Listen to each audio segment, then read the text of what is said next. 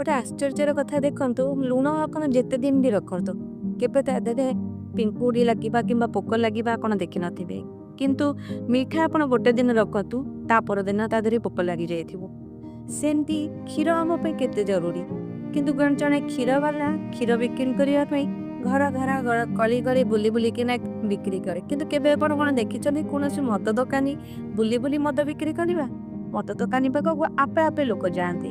କ୍ଷୀରବାଲାକୁ ଆମେ 10 ଥର କୋଶ୍ଚିନ୍ କରିଥାଉ, ଭାଇ କ୍ଷୀରରେ ପାଣି ମିଶିନି ତ? କିନ୍ତୁ ସେଇ ଲୋକମାନେ ମଦ ଦୋକାନରେ ନିଜେ ଯାଇକି ମଦରେ ପାଣି ମିଶେଇକି ପିଉଥାନ୍ତି। ସେମିତି ମଣିଷର ଚିନ୍ତାଧାରା କୋଉ ପ୍ରକାରର ଦେଖନ୍ତି। ଯଦି ଆପଣ କୌଣସି ମଣିଷକୁ ପଶୁଟିଏ କହିବେ, ତାହେଲେ ସେ ସାଙ୍ଗେ ସାଙ୍ଗେ ରାଗିଯିବ। ଆଉ ସେଇ ମଣିଷକୁ ଆପଣ ସାଙ୍ଗେ ସାଙ୍ଗେ ଗୋଟେ ବାଘ ବୋଲି କୁହନ୍ତୁ, ଦେଖିବେ ସେ ପୁରା ଖୁସି ହେଇଯିବ। ମଣିଷର ଚିନ୍ତାଧାରା ଏମିତି ଯେ ସେ ଜାଣିପାରୁନି ଯେ ବାଘ ବି ମଧ୍ୟ ଗୋଟିଏ ପଶୁ।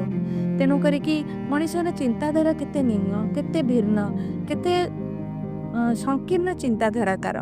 ସେମିତି ସବୁବେଳେ ଦେଖିଥିବେ ଖରାପ ରାସ୍ତାରେ ବହୁତ ଲୋକ ଥିବେ, କିନ୍ତୁ ଯୋଉଟା ଠିକ୍ ରାସ୍ତା, ଯୋଉଟା ଆମ ପାଇଁ ଭଲ ରାସ୍ତା, ସଂକୀର୍ଣ୍ଣ ହେଲେ ବି ସେଥିରେ ଚାଲିବା କଥା, କିନ୍ତୁ ସେଥିରେ ଚାଲିଥାନ୍ତି ଖୁବ୍ କମ୍ ଲୋକ।